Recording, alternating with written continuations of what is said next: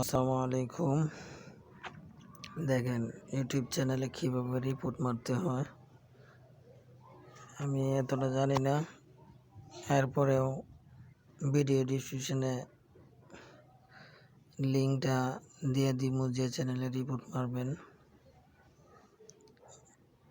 Report মারতে হলে প্রথমে আপনার ওই চ্যানেলের একটা ভিডিওতে যাবেন। যাওয়ার পর ওই যে দেখেন ওই 3 ডট মেনুতে ক্লিক করবেন, একটা ভিডিও রিপোর্ট লেখা আছে।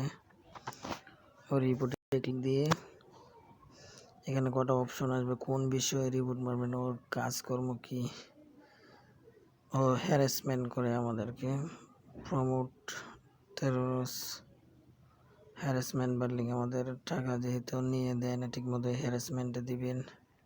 দিয়ে তারপর সোর্স ডাউন মানে আপনাকে দিছে না অন্য কাউকে সেটা দিবেন। সে অন্য কাউকে দিচ্ছে সেজন্য এটা দিব।